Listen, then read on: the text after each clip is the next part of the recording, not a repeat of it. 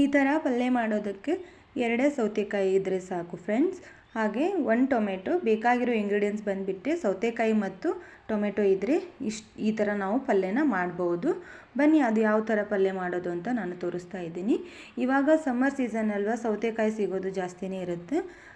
ದಪ್ಪ ಸೌತೆಕಾಯಿನ ನೀವು ತೊಗೊಂಡು ಬಂದು ಈ ಥರ ಪಲ್ಯ ಮಾಡಿಕೊಡೋದ್ರಿಂದ ಇದು ರೊಟ್ಟಿ ಜೊತೆ ಮತ್ತು ಚಪಾತಿ ಜೊತೆಗೆ ಕರೆಕ್ಟ್ ಕಾಂಬಿನೇಷನ್ ಅಂತಲೇ ಹೇಳ್ಬೋದು.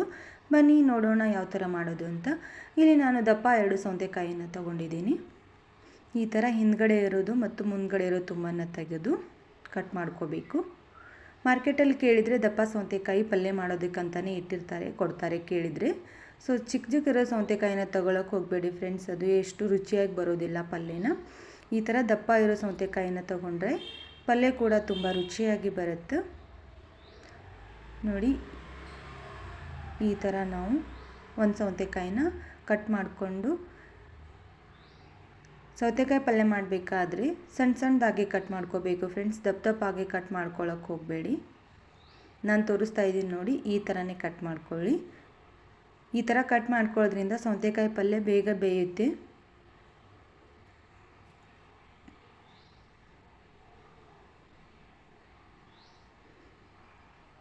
ದಿನಾಲು ಸೌತೆಕಾಯಿ ತಿಂದರೂ ಬೋರ್ ಆಗಿದ್ದರೆ ಈ ಥರ ಪಲ್ಯನ ನೀವು ಒಂದು ಸಲನ ಟ್ರೈ ಮಾಡ್ಬೋದು.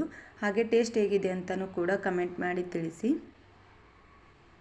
ಎಲ್ಲ ಸೌತೆಕಾಯಿನೂ ಇದೇ ಥರ ಸಣ್ಣದಾಗಿ ಕಟ್ ಮಾಡ್ಕೋಬೇಕು. ದಿನಾಲು ಪಲ್ಯ ಒಂದೇ ಥರ ತಿಂದು ಬೇಜಾರಾಗಿದ್ದರೆ ಈ ಕಾಯಿ ಪಲ್ಯ ಏನೂ ಇಲ್ಲ ಅಂತಂದಾಗ ಸೌತೆಕಾಯಿ ಇದ್ದರೆ ಈ ಥರ ನೀವು ಪಲ್ಯನ ಮಾಡ್ಕೋಬೋದು.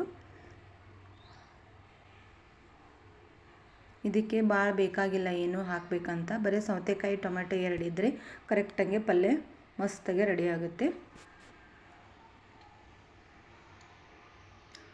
ಇದಕ್ಕಿಂತಲೂ ದಪ್ಪ ಇರೋ ಸೌತೆಕಾಯಿ ತೊಗೊಂಡ್ರೂ ಪರವಾಗಿಲ್ಲ, ನಡೀತದೆ. ಆದರೆ ಕುದಿಸೋದಕ್ಕೆ ಸ್ವಲ್ಪ ಲೇಟ್ ಆಗುತ್ತೆ. ಅದಕ್ಕೋಸ್ಕರ ನಾನು ಈ ಥರನೇ ಮೀಡಿಯಮ್ ಸೈಜಲ್ಲಿನೇ ದಪ್ಪ ಸೌತೆಕಾಯಿನ ತೊಗೊಂಡಿದ್ದೀನಿ.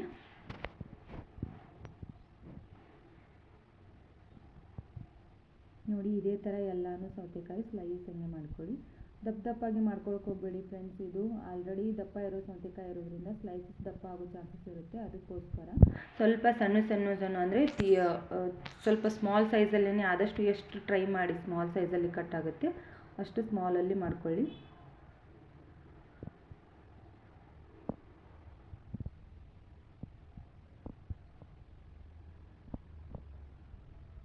ನಾನಿವಾಗ 1 ಟೊಮೆಟೊ ತೊಗೋತಾ ಇದ್ದೀನಿ. ಇದು ನಾರ್ಮಲ್ ಟೊಮೆಟೊ, ಅಂದರೆ ಹುಳಿ ಇಲ್ಲ ಇದು ಟೊಮೆಟೊ.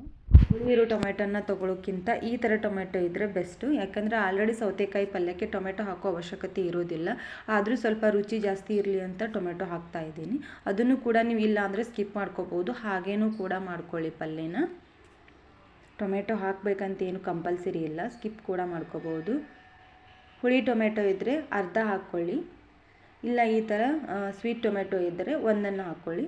ಕೊತ್ತಂಬರಿ ಸೊಪ್ಪು ಸ್ವಲ್ಪ ಕಟ್ ಮಾಡ್ಕೊಂಡು ಸಣ್ಣದಾಗಿ ಕಟ್ ಮಾಡ್ಕೊಳ್ಳಿ. ಇದಕ್ಕೆ ಸ್ವಲ್ಪ ಶೇಂಗಾ ಪುಡಿ ಬೇಕಾಗುತ್ತೆ ಫ್ರೆಂಡ್ಸ್. ನಿಮ್ಮ ಹತ್ರ ಆಲ್ರೆಡಿ ಇದ್ದರೆ ಅದನ್ನು ಶೇಂಗಾ ಪುಡಿನ ಅದನ್ನೇ ಹಾಕ್ಕೊಳ್ಳಿ, ಇಲ್ಲಾಂದರೆ ಶೇಂಗಾ ಹುರ್ಕೊಂಡು ಪುಡಿ ಮಾಡ್ಕೊಳ್ಳಿ.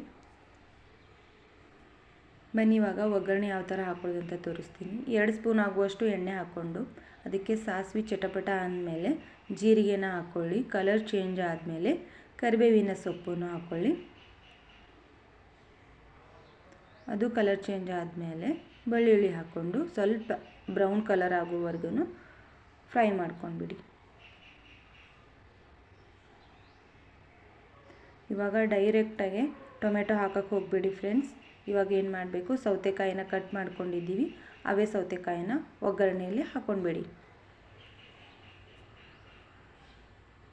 ನೋಡಿ ನನ್ನ ಸ್ಲೈಸಸ್ ಎಷ್ಟು ಸಣ್ಣದಾಗಿದೆ.